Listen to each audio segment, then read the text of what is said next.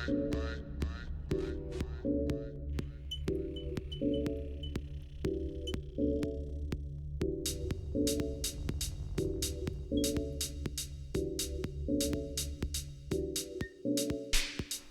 everyone, this is Black Wiz and you're watching Analogue Culture. Thank you.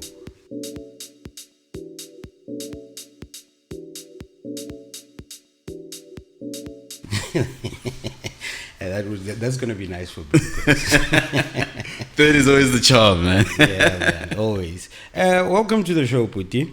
Thank you so much. Literally, where I started this show because I realized there's so many great DJs out there. Yeah.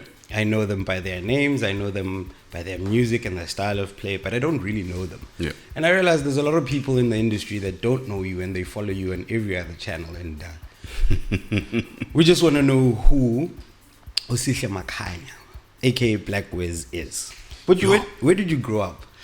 I've traveled quite a bit. Was born in KZN. Yeah. And then lived there for I'd say my early childhood. Okay. And then from there, my family moved to Joburg, where I predominantly grew up. Yeah. And now I'm staying here in Cape Town. Yeah. Yeah. Where does the love of music come from? Oh, love of music comes from my father was a pastor. Okay. So I grew up in church and there was just music everywhere, like just a whole lot of music. So I had an aspect of church music on one side. Yeah. And then my mother really loved like disco, R&B, like just Motown kind of vibes. Yeah. So I started also listening to that, like stealing some of her tapes. Yeah. I'm exposing my age here now. Even at vinyls. Like my first record was Michael Jackson's Thriller on vinyl. Yeah. Parents took me, because I'm still living in Durban, took me to a store that was about an hour away just to buy that record because I was nagging them for life. Wow. And then I got that. So yeah, that's where my love of music came from. You know, but firstly from church. And then everything else. Name of vinyl store? Pardon? Name of the vinyl store in Durban. I was like, come on. You don't remember? I was what, 5 years old, 6 years old. Is it? That's one of my earliest memories. Just driving and getting that vinyl. Yeah. Do you still have it? No, it was jacked. you know how things are. Yeah, I know. I can relate to that. I got something that my mom bought me before she passed away. I lost the CD. Sorry to hear that, man. And it was a very important CD. I was literally like 15 or 16 when she bought that CD and was like, I know you love music and you love this type of music. Here's a CD for you. And I'd always, when you think this might not happen, I would have kept that disc for life, man. You know what I'm saying? Yeah. I still keep all of... Man, I used to save money just to go to Musica and scourge through the sales part where they had like those CDs for 10 Rand, 15 Rand. And I just buy whatever random stuff, right? Yeah. And I still have those CDs till today. I still listen to it. But I predominantly just brought them for sampling music. So like these kinds of stuff, I like tangible stuff. You know, it's always nice to have that.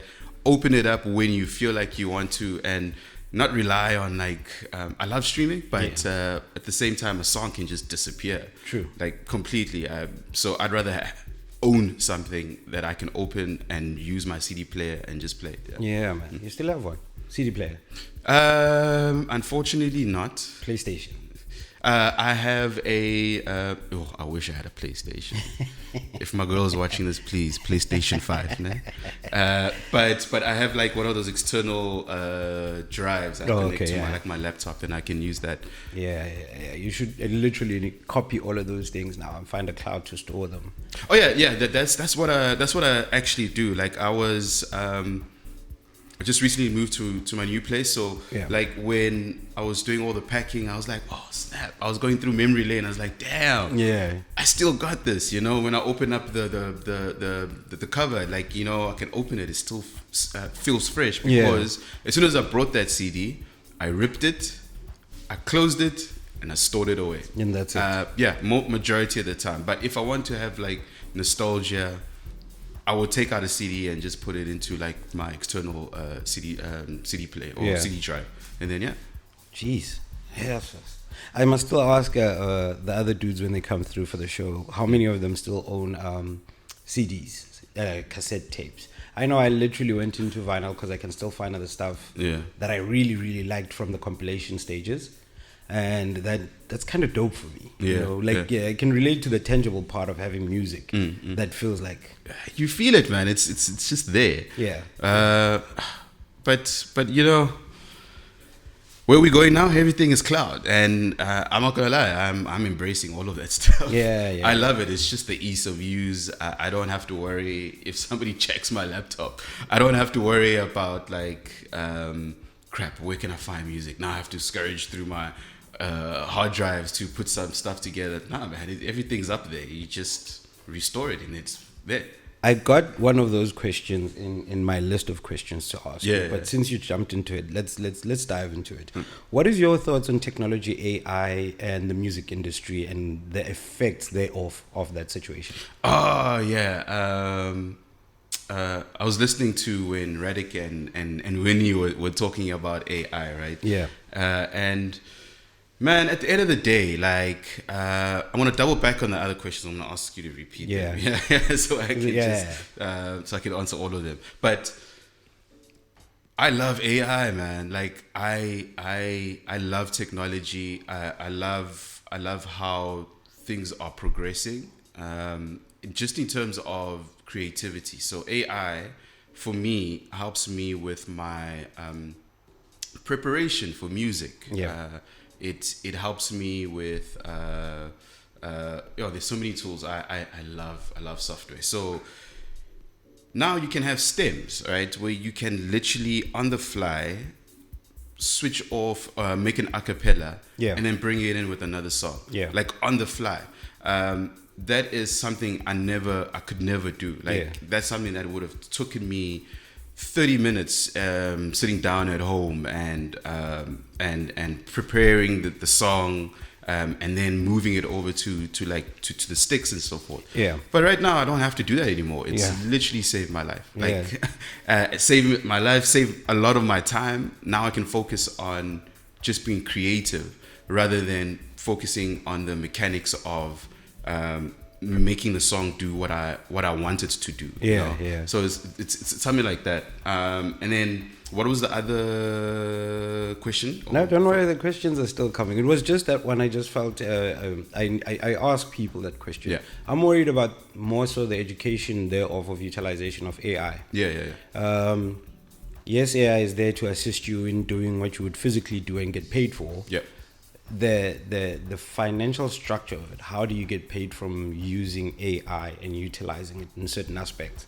People that create songs with AI, people that create instruments with AI, like those concepts of how then the education of how do you make money off of that, or the rules that are still in way to say, hey, like your EULAs for music that you buy on iTunes, you literally cannot pull that track out and go DJ with it, according to the EULA now. Right? But streaming, man. So those kind of things, we still have yet to pick up on what then the rules that come into the game are. Somebody's going to want to control that.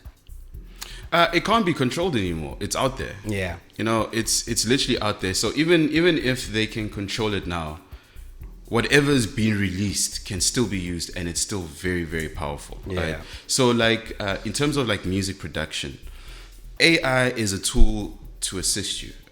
So like, for example, I do a lot of edits of like my own songs when I have to play like a set.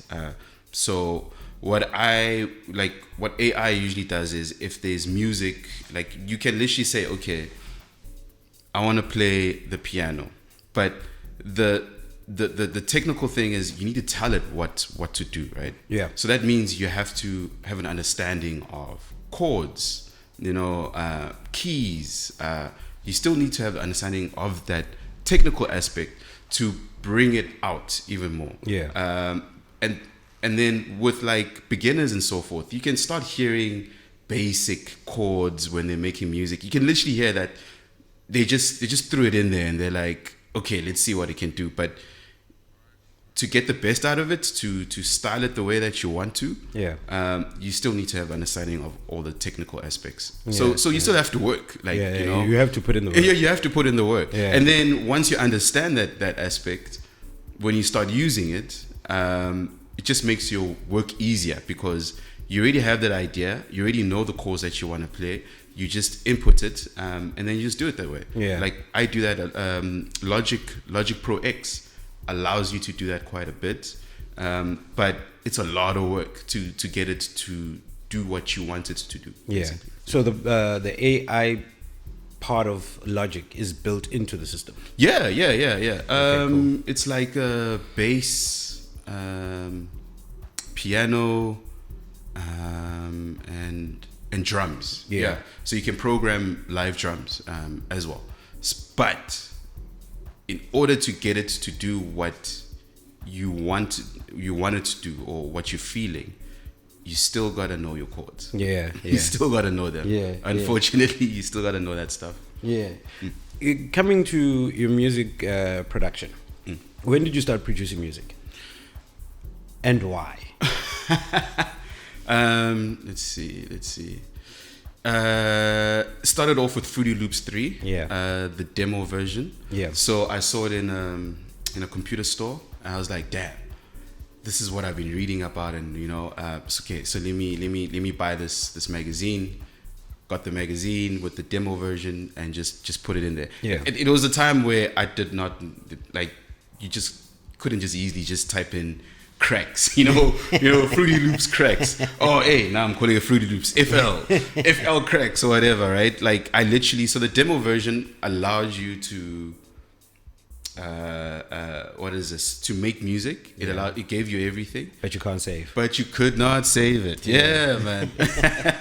But shout outs for Fruity Loops because of that, because it taught me to put together an idea and just execute it right there and then. Yeah. There's no save or whatever. But the reason why I did that was I was just curious, you know? Yeah. I was just genuinely curious, but it was personally for me just to play around with it. But I never really took it that serious. Yeah. That was roughly around about when I was 15, 16 years old. Okay. But it was just purely just for my enjoyment. Yeah. And then I got involved in a rap crew. So I started rapping.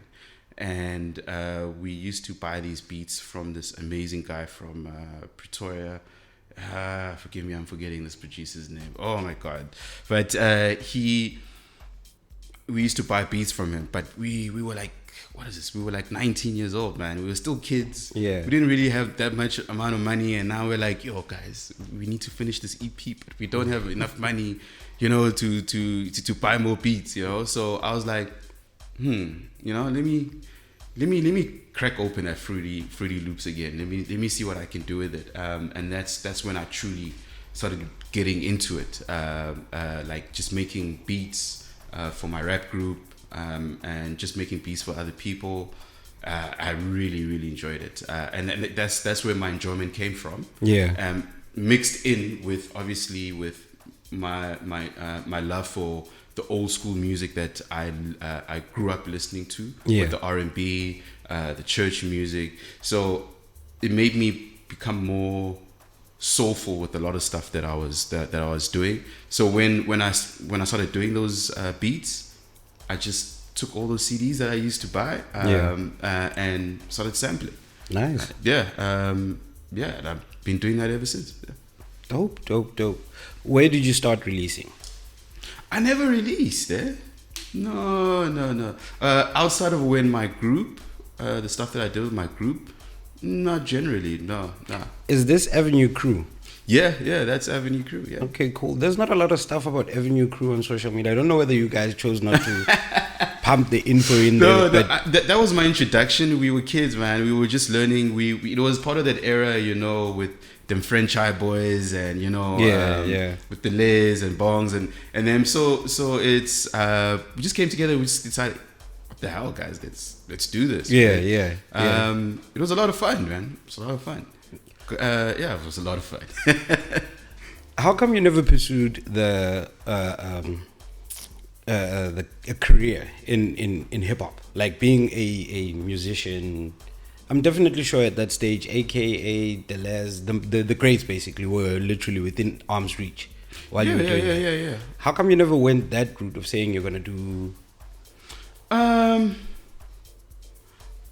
have a lot of interests, right? Oh, okay. I have a lot of interests, and it gets very hard when you have such a passion for a totally different thing altogether, and it's like, do I really pursue this as I wanted to, or do I just do it for enjoyment? And I pursued enjoyment more than like an actual career in it.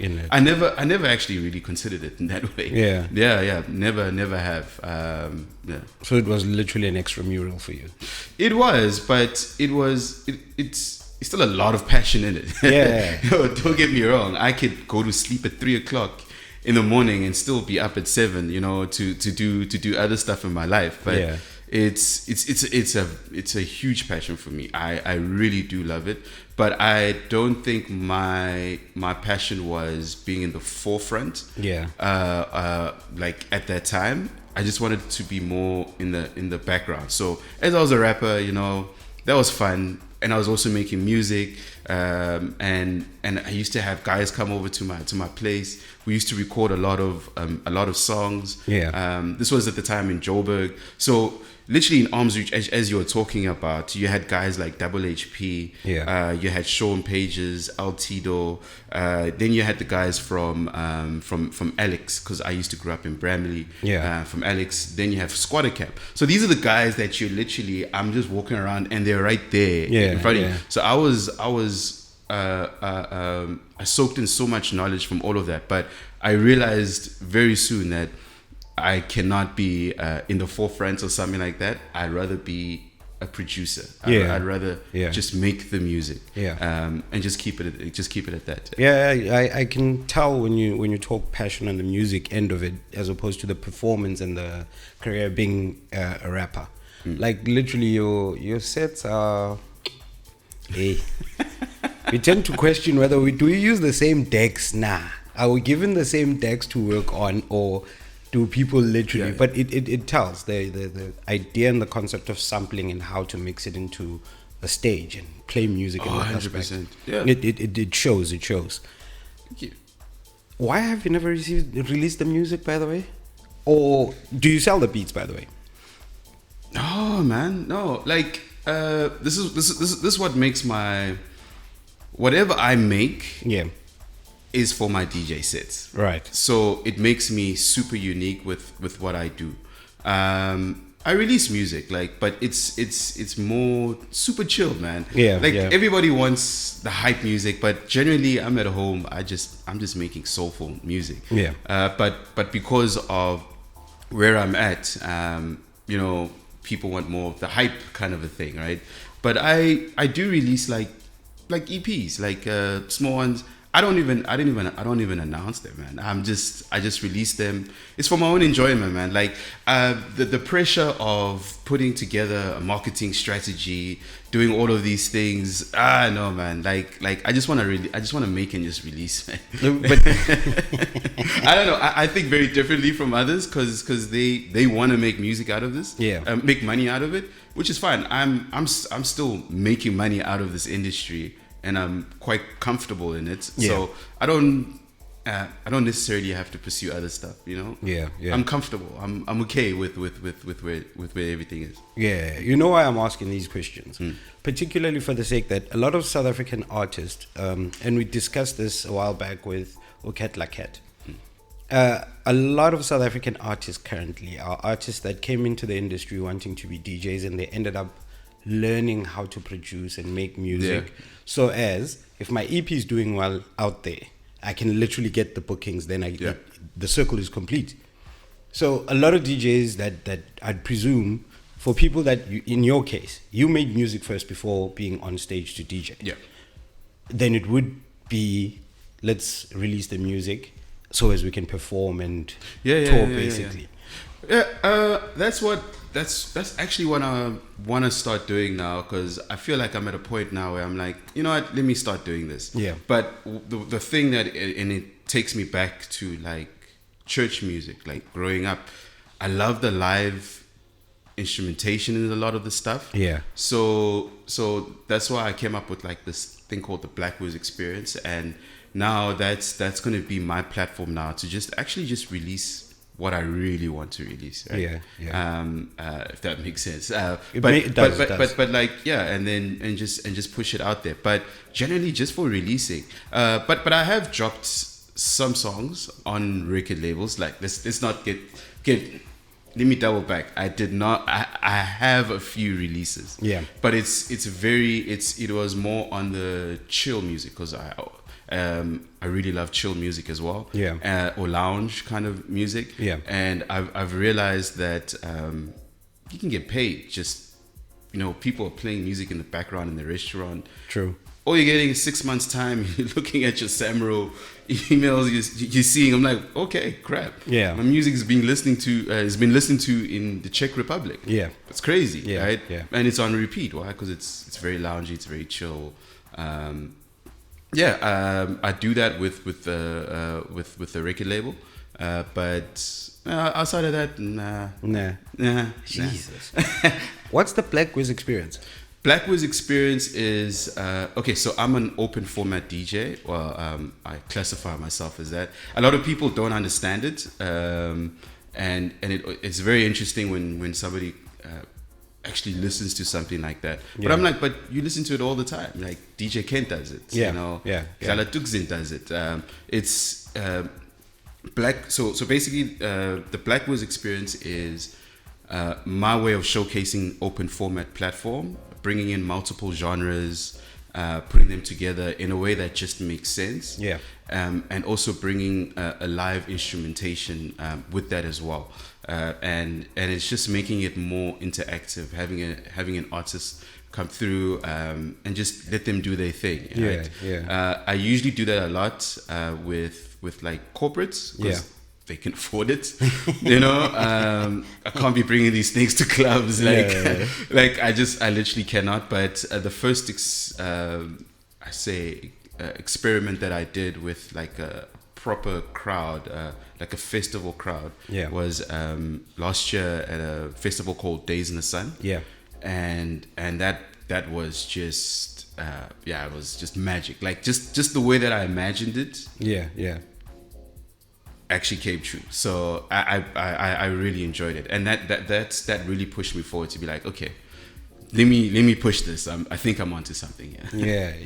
I would presume you chose to do open format based on the mix of sound that you listen to. 100%. I listen to different music every day. When those wrap ups happen with the Apple Music and Spotify, when people are listening to and they're showcasing like what they've been listening to the whole year. Literally my one just doesn't make sense, right? It really doesn't make sense, because during the day I love listening to jazz quite a bit. And then in the evenings I'm prepping myself for like gigs that I have to play for the weekend, so I'm listening to more up tempo music, and so when I'm looking at my unwrapped thing, or wrapped, what do they call it?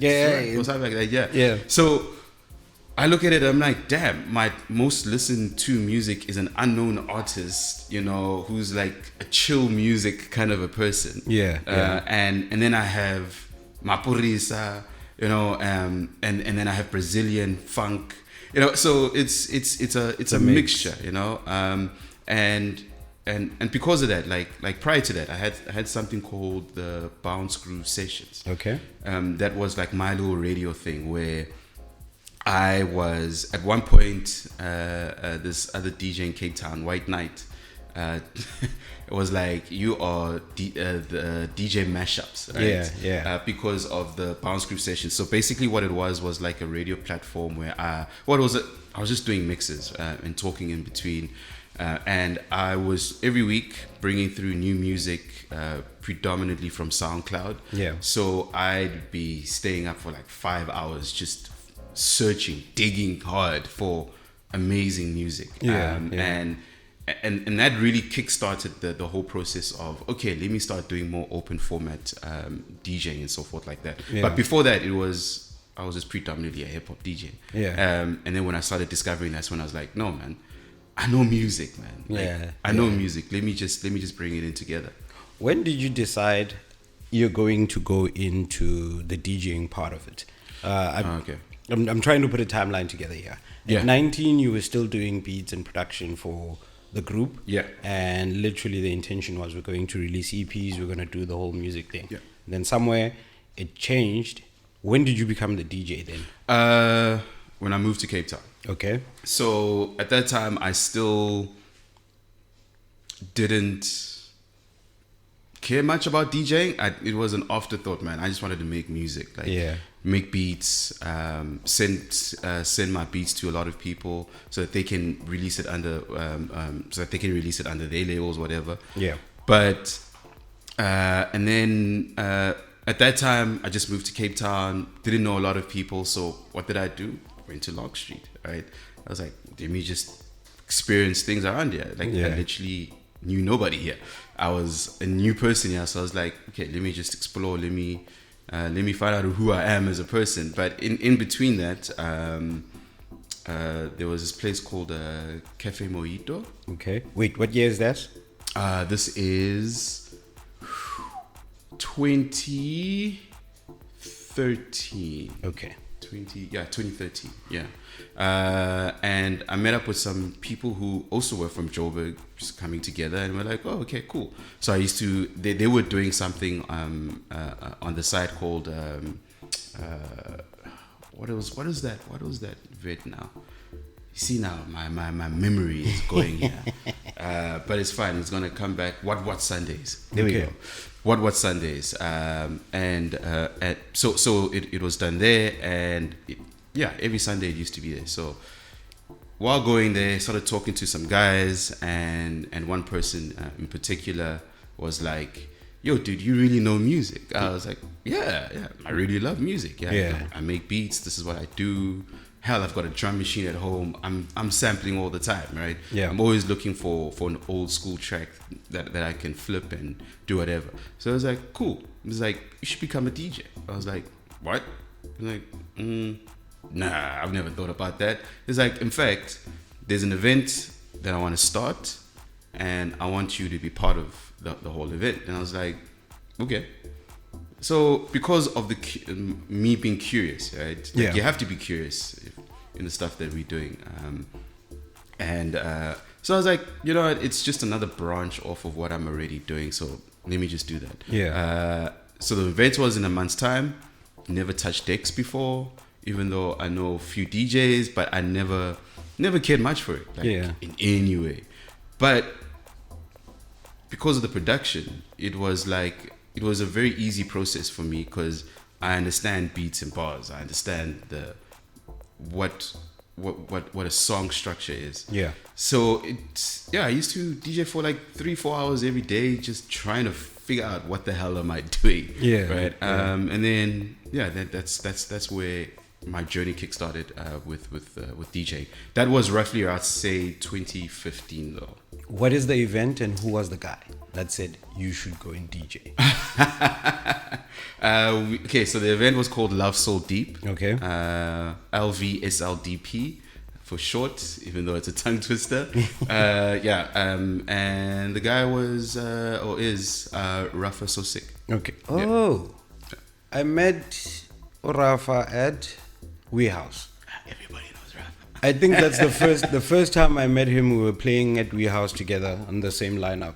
I was there. Yeah, that's when I met first. Yeah. A very dope guy, very adventurous person. Very adventurous. Yeah, very.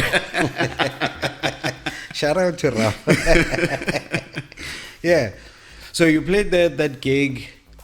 And then that's where I kickstarted the journey with DJing. Yeah. So it was a monthly event. It was hosted in a place called Julep. Yeah.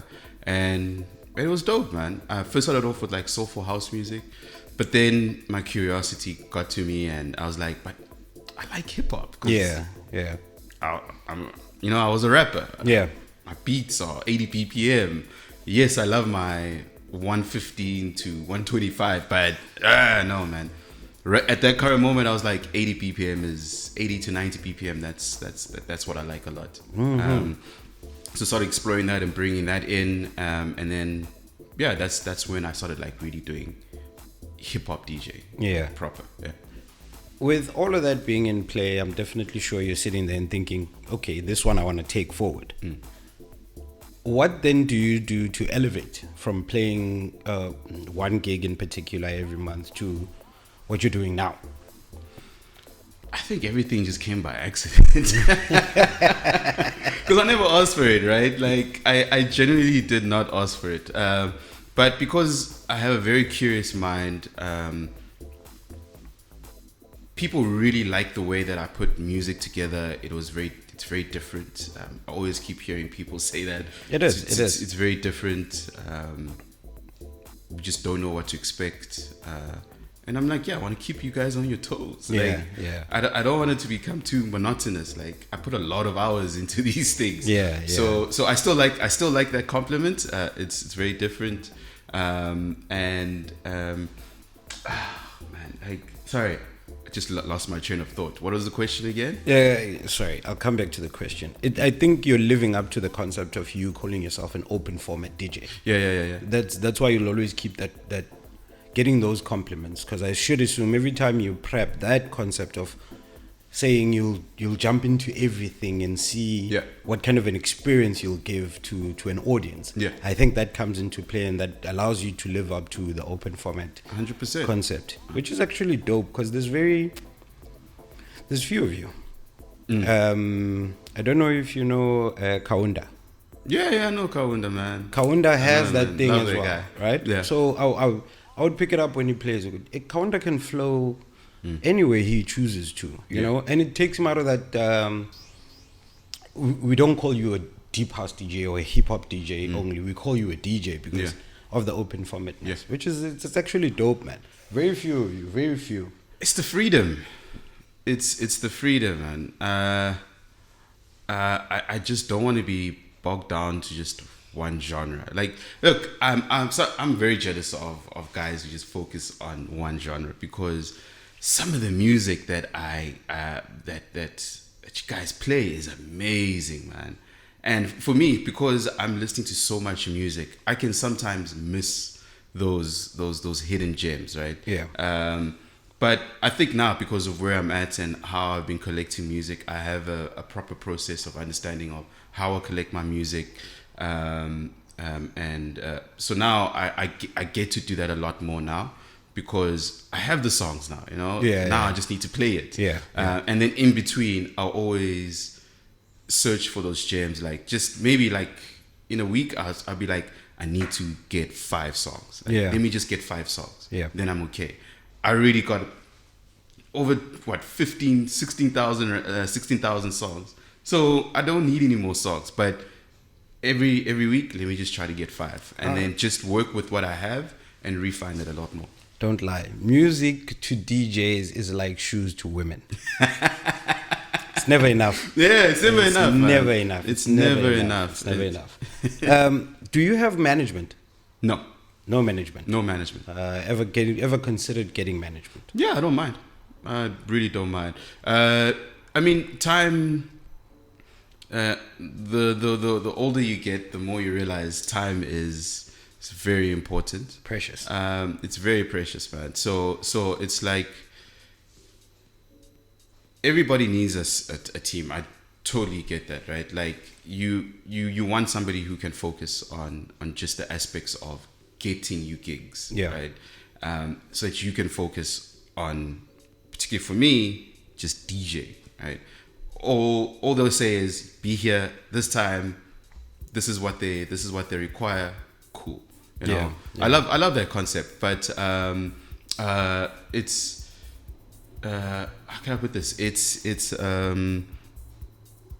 but where I've been, right? Now I've got my thoughts, my chain of thought back. Yeah. Like just in terms of, because everything is different. People want me at their gigs, or they want to bring that aspect of what I bring to their gigs, because it's very different per se, right? And because of that, that's been, and I appreciate them for love, man, because I get to play quite a bit, and I get to explore even more, because now I'm learning different crowds, and now I bring that back home, and I'm like, okay, I know a song that I can put together here that will make it magical the next time I'm back there again. Yeah. So that has worked for me quite well. A lot of word of mouth, referrals. Yeah, man. Those are my managers. Actually, the people who have put those are my managers. Is like, everybody has said, hey, I think you need to play at this place. Oh, snap. I don't know the person. Yeah. Nah, it's fine. I got their numbers. I'll connect you. You know, it's, and that's how I've worked quite a bit. Yeah. But in order for me to get to that point, I had to really focus on the music and make it very, very different, very unique from everybody else. Yeah. Yeah. Your circulation in Cape Town, is it the same in Durban? Is it the same in Joburg? No. I'm more focused here in Cape Town. Mm-hmm. I grew up in Joburg, man. I would love to start that, and I am in the process of that now. And I'm very blessed now that people are like, dude, why aren't you playing Joburg? I'm like, well, that's the plan. Like, that's what I want to be, you know. Yeah. It's taking a very long time just building up to where I'm at now in terms of just me feeling comfortable. But in that journey, I've seen other people, you know, I've helped other people, they've helped me, and now they are in positions now where it's like, dude, let's take you to Joburg, man. Yeah. You know, like it's time. And I'm like, yeah, it's like a coming back home kind of a thing. Yeah. But yeah, predominantly Cape Town, but I would love to do something in Joburg. Yeah. What's your relationship to the Slow Cook Sunday? Okay, I'll ask this one after this one. What's your relationship to Slow Cook Sunday and Days in the Sun? I think it's run by the same guys, same team.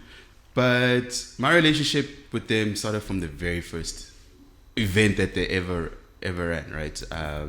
And I was there from the beginning. Like, you know, I came through with my controller. I was like, yo, guys, I got decks, come through. Like, you know, and that's where the relationship started from there, because I was renting something to them. But they were like, Black Congo. I was like, dude, come through, bruh. Join in. You're a dope DJ. I've played alongside you. Like, you're dope. Like, like, come through for this event. It's a prototype per se. It's the first event. There was like literally less than 50 people. To where it is right now is insane. But yeah, I've been there since literally the first event till now. 6 years. Yeah. I was sitting with Usmulan, I think, last week, and we discussed the birth, the growth, and the trajectory of Slow Cook Sunday. And literally, I have to say, I've been to 2 of them so far. Yeah. Dope events. They've given some of the events around Cape Town competition. Yeah, like they've shown, and I'm definitely sure to a lot of promoters and a lot of people planning on events, it gives them an idea as to what type of production goes into having an event of that magnitude with that amount of success, which is very beautiful, man. It's authentic. Yeah, it's authentic. It's authentic. There's no VIP. Mm-mm. You know, if you want a table, be there at 12, bro. That's it. You know, if you're not there at 12, you know, like, I'm sorry, like, you know, you can't be throwing around, I brought 5 bottles. No. So what? Yeah, you came late. You came late. You know, and it's also a way of people just being there and expressing themselves and be free to express themselves. Yeah. And because of that, I'm like, let me be free with how I play as well. You know? Yeah. Because everything is just authentic. Like, That's why I love working with the guys from Slow Cook. Yeah. They've been absolutely amazing. That's why I put like 250% effort into my sets for them because of that. You know? Yeah. For somebody who's never played a festival, what's your experience of playing a festival, and from the prep to playing to the aftermath of that kind of an event? Okay.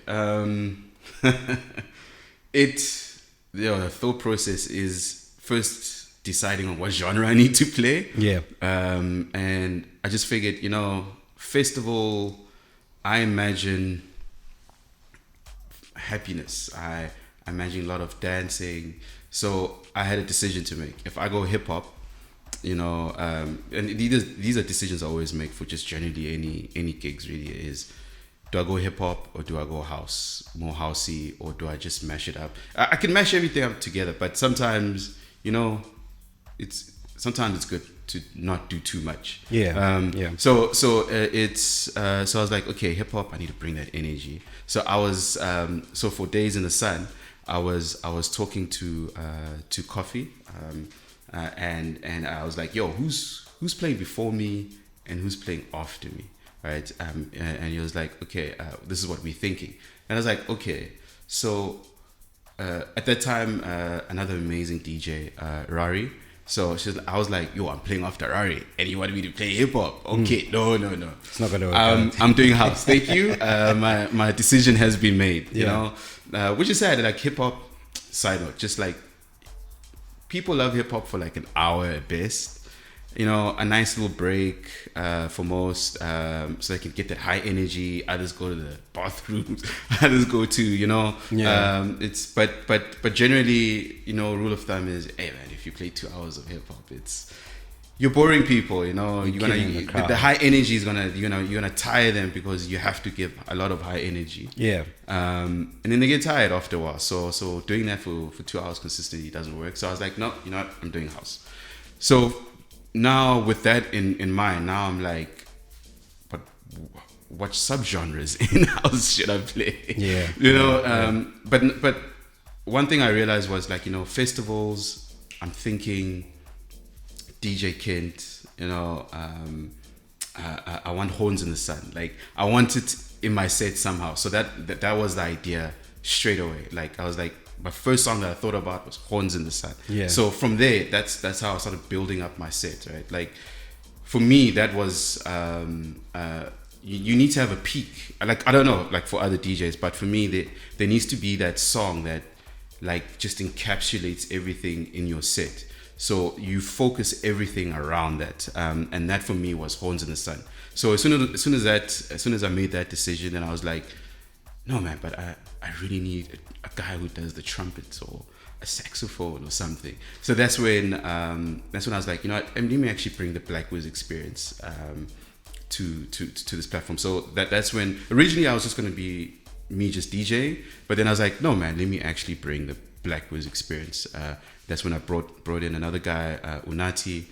Amazing guy, man. Like, insane. Like, so he was a saxophone player, and we started throwing some ideas of how to construct this. So I literally deconstructed Horns in the Sun.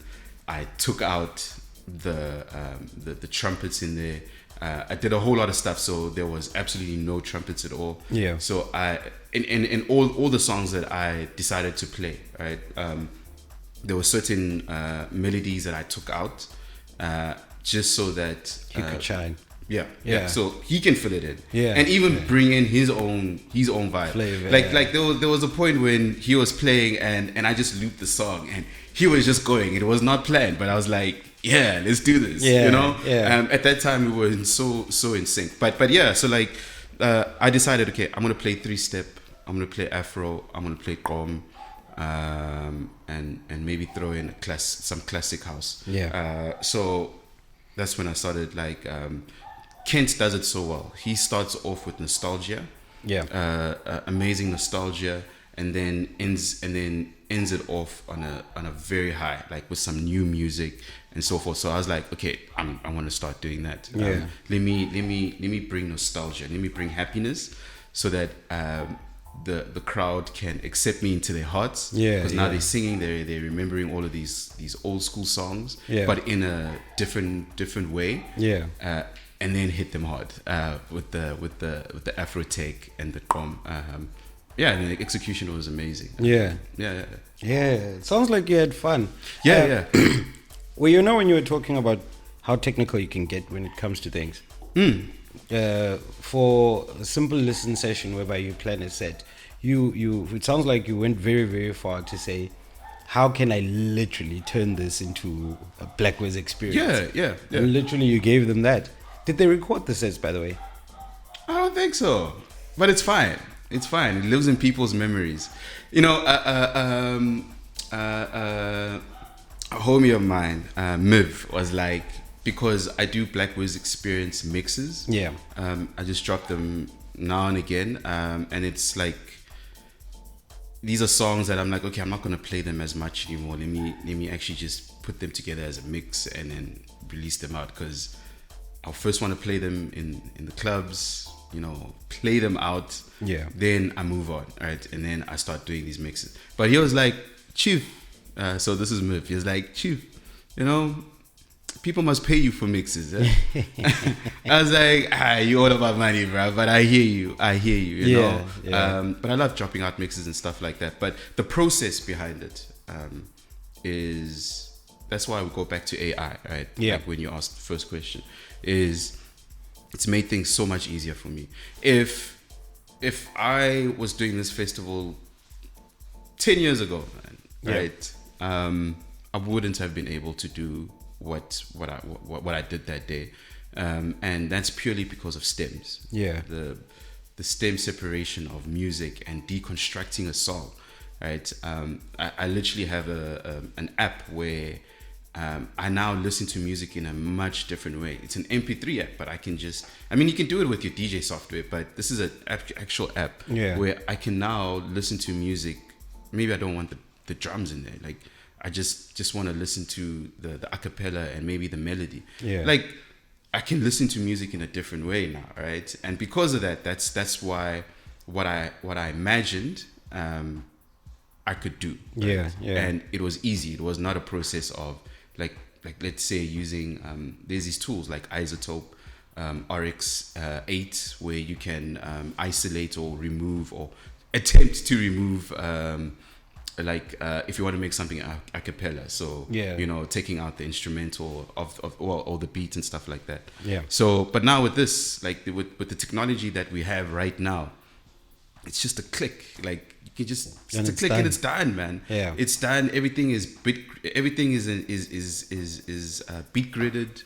It's crazy. Like, that's why I'm such a huge advocate for these things, because but there is also a downside to these things as well.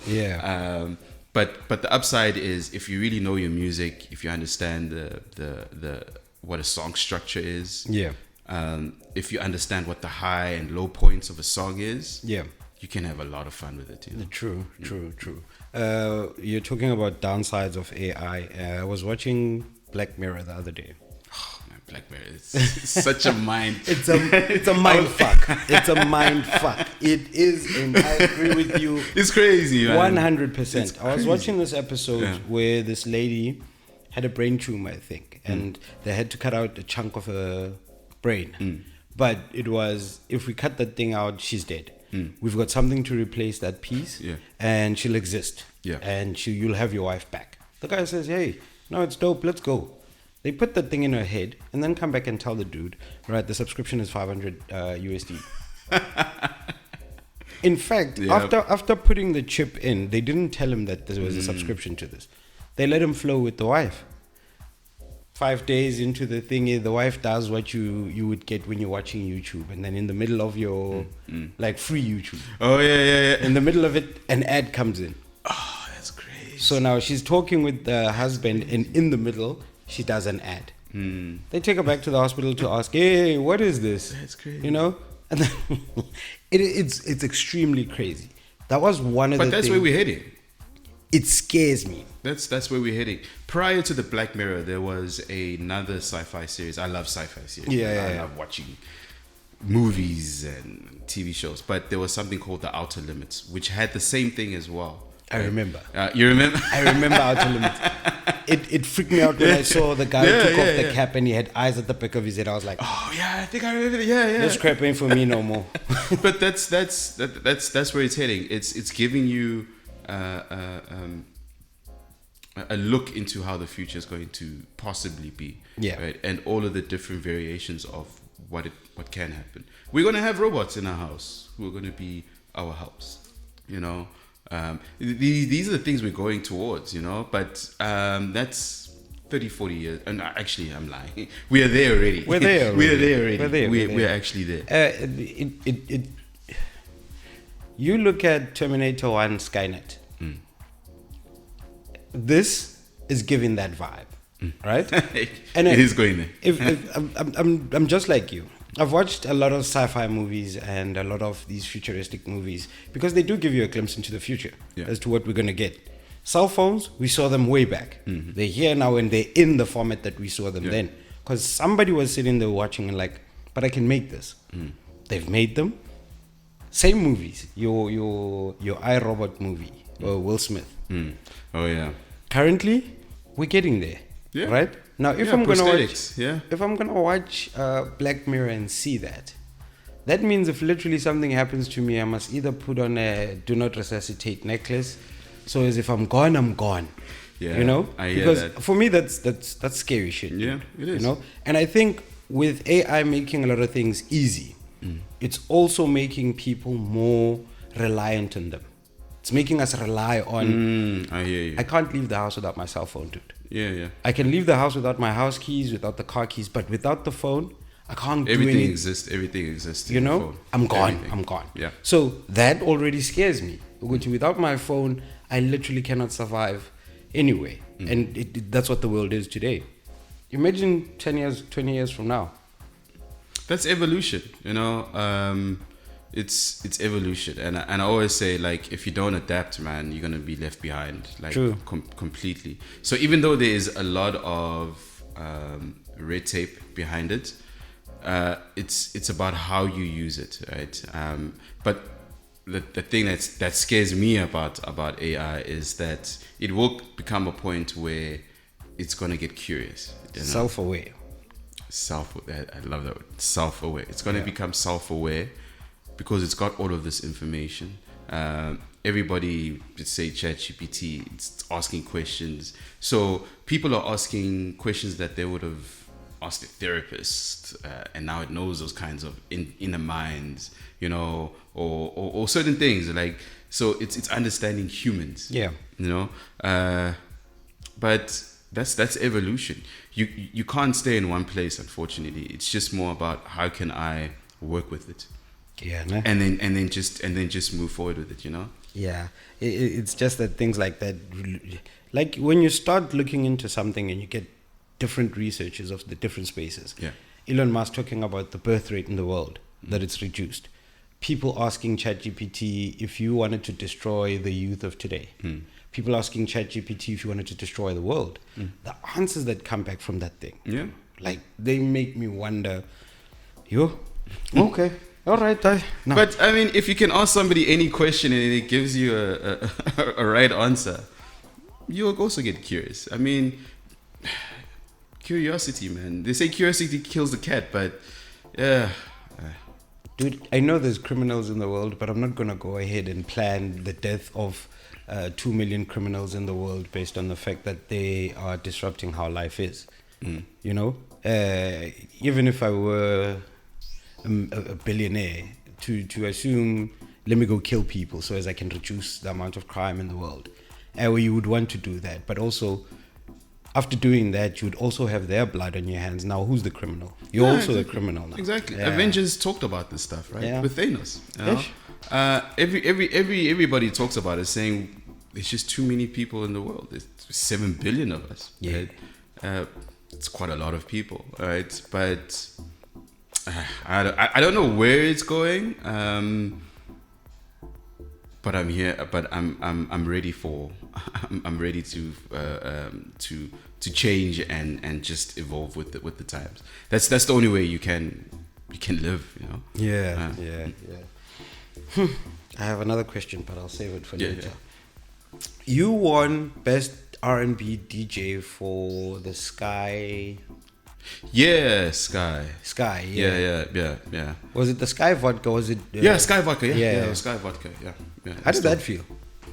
Oh, that was dope, man. I loved it. Yeah. I loved it. I was the person that I was going against was the very person that I'm still friends with today. Yeah. KG, amazing person. But at that time, I really loved neo soul. Like as I said, I was gravitating away from soulful house around that time, and then I really loved neo soul and the R&B vibes and also the hip hop. But I started realizing, man, if very early in my with my DJing is, if I cater my music to the woman, they tend to make everybody else dance, right?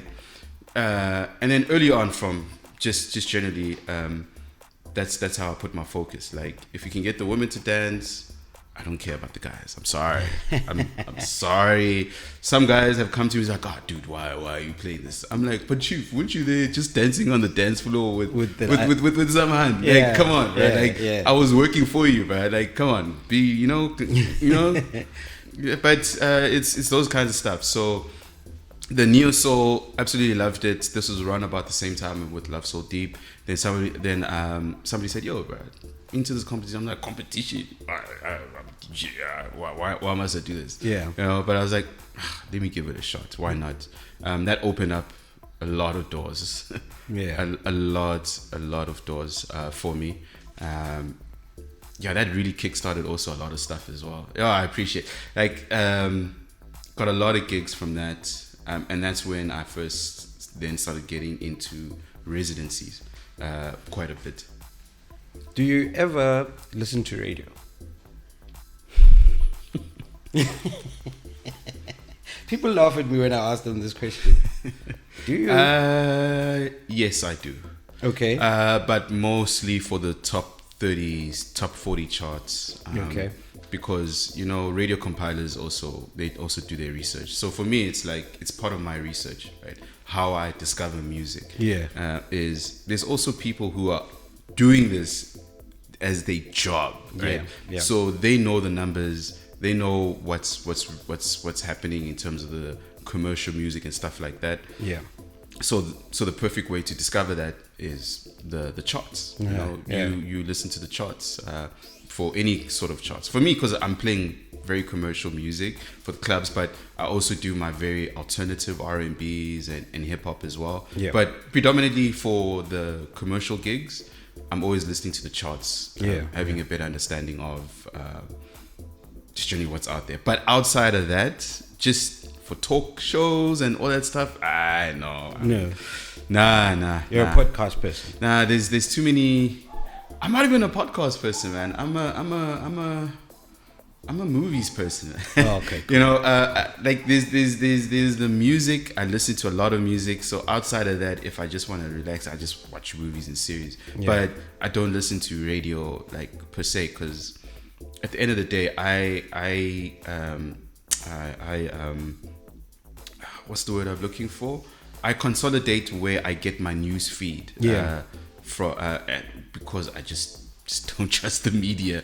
There's too much propaganda. I'm sorry. Like I want to make my own informed decisions, and I prefer to listen from people who actually do like a lot of research into the stuff and back it up with sources. And you get to hear like two sides of the story, basically. Yeah. In my own way. There's just too much propaganda. There is. I can't even remember the last time I literally read a newspaper.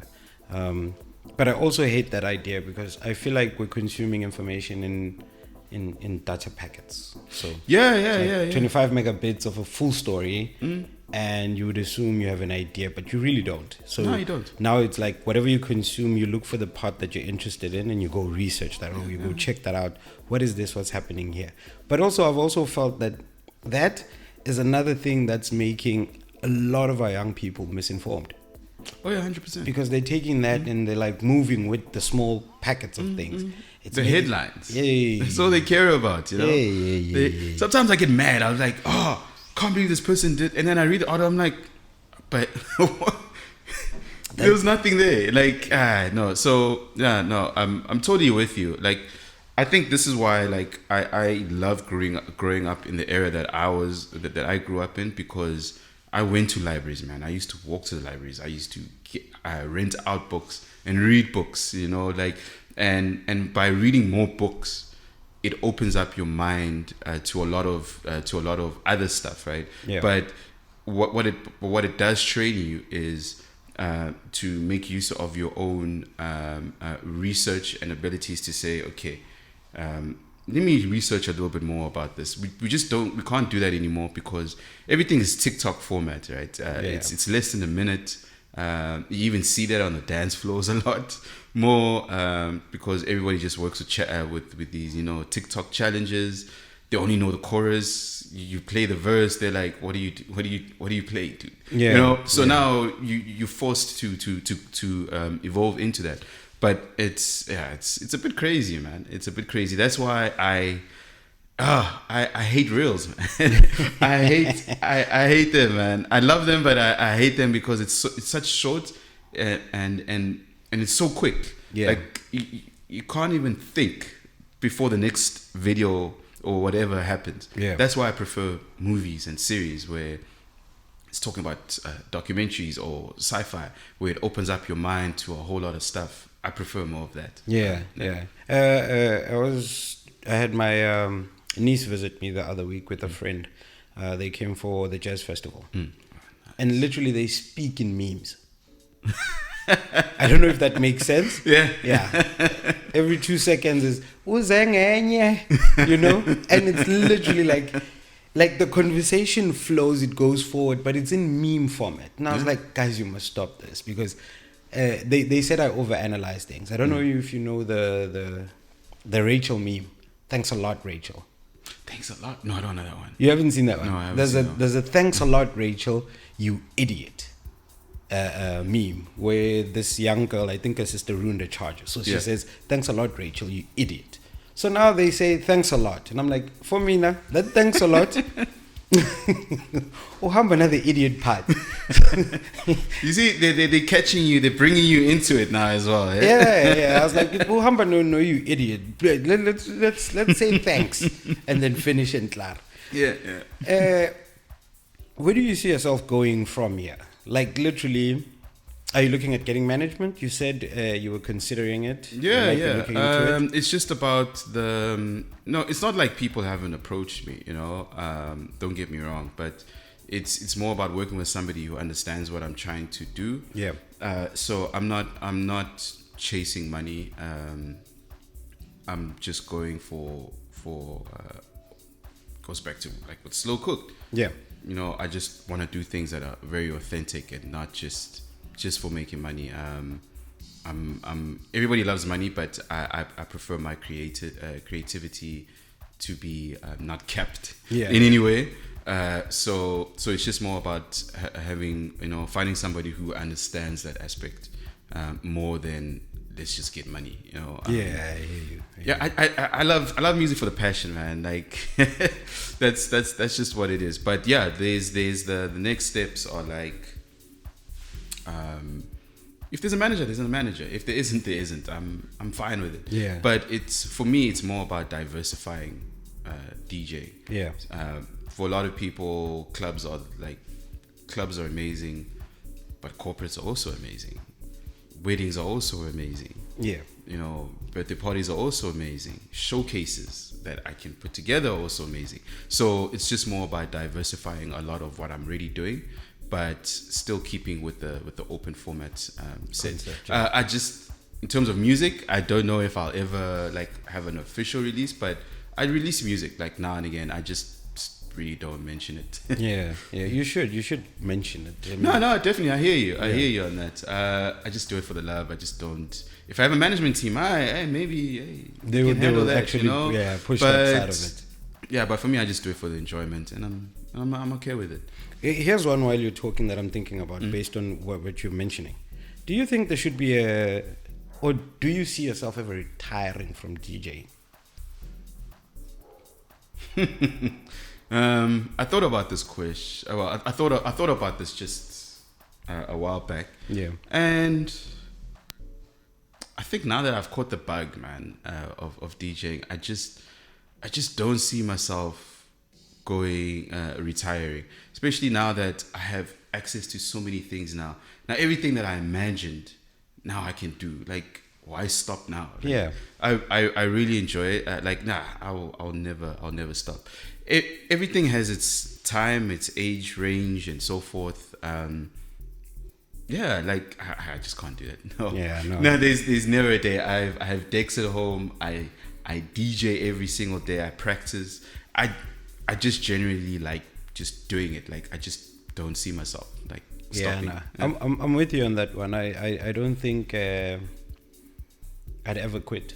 There's something with it, with the music, with the mental release, finding your own safe space, so to say, where the music gives you. Yeah, I don't think I'd ever quit either. Literally, never. I haven't played half of the songs I still want to play for an audience. I've played them for myself. I've put them on mixtape, but not for an audience to see if I can give them that feel of what I feel and why I bought the actual track. Yeah, no. That's why I love deep house, man. Like you can literally play a song nobody knows, and people will cry. They will go crazy over it. I mean, no other genre can touch that, you know. Like, yeah, I get it. AMAPIANO can't do that, but just deep house, you just can't. You just can't. You cannot do it. Like, it's, I don't know, man. You can't do it with hip hop. Like, trust me, if I play an unknown song, people are looking at you weird. But with deep house, they'll be like, "What is this one, chief?" But I assume with hip hop and a lot of the commercial music, it's for that. If it's not commercial, it doesn't belong in a set, or it doesn't belong in the circle. When it comes to hip hop and a lot of AMAPIANO, but I'm lying AMAPIANO. But when it comes to certain hip hop tracks, that applies. But also now, Utugzin, right? I didn't know the guy, and I played one of his. Where was the track playing? I can't remember where it was playing, dude. I literally got back home from wherever we were, and I bought the album because the music was more so than commercial. It's very spiritually touching. I don't know if you've ever gotten that from his music. That, yeah. It reminded me of a song that Msaki did with Ukabza, Kusela. They're very spiritually touching, and they're sung in a language I get to understand what the singer is literally going for. Brilliant songs, right? If literally, that's what I found and made me buy that album. With what you're saying with deep house, you can find tracks you can't really. You found those tracks. You find those tracks in hip hop. You find those tracks in GQOM, in the Afro sound, in jazz. In neo soul, 100%. And at the neo soul and the lo-fi stuff, dude. Oh man, and lo-fi. Hey. Oh, I love lo-fi. Hey, but yeah. I think South Africa in general, we are very spiritual people, right? Yeah. Very, very spiritual. That's why gospel is always like very, very high up there. And we're very spiritual. That's why it's like, if you bring in that, and some people just get it, you know. Yeah. They just get it that. Yeah, this is, you know, that's why like Tuxin, all of these guys, man, they understand it. That's why Kabza right now is on that vibe, because, well, the guy's a genius as it is already. But nah, man, if you keep things spiritual, you won't go wrong, man. Yeah, yeah. What do we wait now from today going forward until this show comes out? What must we look out for coming from you to us as your fans, your followers, your listeners? What are we looking towards? New mix, Black Wiz Experience Volume 6. Haven't dropped one in about 2 months. Where do we find them? YouTube, Hear This. A lot of people don't use Hear This a lot, but it's such an amazing platform. And I can just upload and there's no limit. Well, there's a limit, but if I'm just dropping something every month, there's no cap in terms of how many stuff I can put up. Yeah. I love that. SoundCloud, that's where I do my weird experimentation sort of music, and I just put it out there. You'll find that on SoundCloud under Black Wiz. Everything under Black Wiz. And where else? Yeah, that's about it. YouTube, SoundCloud, Hear This. Okay. That's where you'll find everything. Okay. I really appreciate your time, dude. Like when we started this, we were talking about how precious time is. Yeah. As much as it's a holiday, you got family, you got things to do, and you chose to spend a nice chunk of your day with me. And I truly appreciate that for the show and for the listeners and the people that are going to be watching this. Yeah. We're getting another Black Wiz experience currently. Another Black Wiz, yeah. Yeah. It's been very weird. It's like, I'm telling my I wouldn't say the complete life story, but just the musical journey. I really feel that people need to with the new DJs, all I really implore them to do is just understand beats and bars, understand keys, understand when you can mix music together, and if you just understand that, man, you are part of the top 10% of people who are who actually take that advice very seriously and are continuously still doing something over 15, 20 years, right? Yeah. This game is long, right? It's super long, and for me, being here is like a way of and just training for everybody else. That's why I was listening to Radic and Winnie. I was like, damn, man, like this is some gems here, right? Like, and sometimes just people don't know what's out there and how you can make use of another person's story and be like, damn, okay, if this person can do this, why can't I? Right? And a photographer that I know, Dice Jones, like he was like, he's everywhere in a lot of gigs, right? And he's just saying, I'm here to document the culture of Cape Town. Yeah. Because 10 years from now, when this documentary gets released, it's going to be amazing, right? Yeah. But for me, it's like if we can document our musical journeys, who to talk to in terms of record labels or whatever, like just getting a broader sense, particularly for the youth, that's amazing for me, man. Yeah. I just don't know how the saying goes, but it says in life you learn, you master, and then you teach. Oh, 100%. Yeah. I just found that to be very dope in an aspect of, I'm doing this for more so, I started this for me. To understand and learn and talk to, because I meet you 5 minutes and you got everybody that wants to talk to you, and you must go still do that, or you're still going to play a set. I don't get time to chill and say we're having a conversation. This gives me a platform to actually talk to you, ask you questions about certain things that I have no understanding of, and maybe somebody else that's watching this will then get an understanding. They can reach out and find out. I still want to sit down and ask a lot of things pertaining to how you make stems, how you do that, which would make sense for me to come and set up and watch you work. Yeah. You know what I mean? It would make sense for me to set up in a meeting where people are discussing how to host a Days in the Sun Festival concert. Yeah.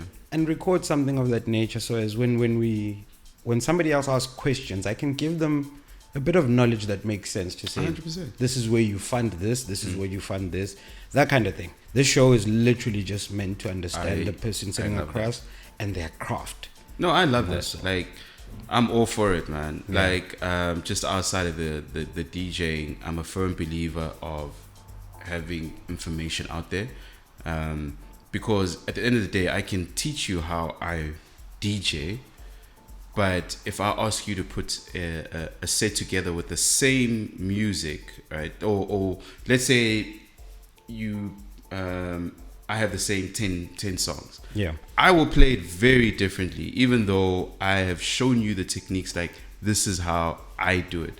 But because, you have your own creativity as well. But you wouldn't have known that if these kind of platforms are not there, man. And I want all of this information out. There's like, I don't want to hide. Like, there's no point, man. Like, I want to teach. I want to be like, yo, I've had my life lessons, this is how I do it. Some people generally just don't want to be in the limelight like that, but I know there's about 4 DJs I've asked to sit where you're sitting and just talk to me, and they've all given me. There's literally one that said to me, I can't do it, and I asked him why, and he told me that having the cameras, we can have this discussion without the cameras. I'm perfectly fine. You put up the cameras, I'm gonna start stuttering, stammering, and I won't be able to say my thoughts because I will be in my head about the cameras. And I was like, dude, you play big ass festivals. You don't play small festivals. You, in actual fact, you don't even play at club level. You play festivals only. How does that then get in your feels? Don't the people watching you give you that anxiety? And it's like, that I know for a fact that I don't have to talk to anybody or answer anything. I just need to respond to what the decks need to respond to my command. I know that. A lot of DJs are, and people don't believe this, man. Some of us are very introverted, man. Like, we actually get out of our comfort zone to perform in front of people, and hoping that they will like what you're playing. True. And if they don't, it's a huge problem, right? But then then when you have experience, like with experience, that's when you can be like, okay, I'm gonna switch the vibe. Let me figure out something. But it's a lot of anxiety. I have a lot of anxiety before I play, like serious anxiety. But I get into it, but I only appreciate it like a week after. I was like, damn, actually, that was nice. That was a nice set. But before it's a lot of anxiety. And then after I'm done, I go back into my shell, and I don't know. I'm introverted, but sometimes I can be extroverted, but it's super introverted for me. Thank you very much, Black. Thank you. I'm looking forward to our next sit down. Literally, I give time to Festa so as you can pick up new tricks, pick up new information, so as I can always get the freshness of the story immediately, before anything else. And literally then we can discuss other things that will then we've been introduced to you. Thank you very much for coming through, my man. It's been a pleasure, and I wish you good fortune for the future in everything that you do. Lovely. Ladies and gentlemen, thank you very much for joining us. This is DJ Ndo-C for Analogue Culture #POW. Woo!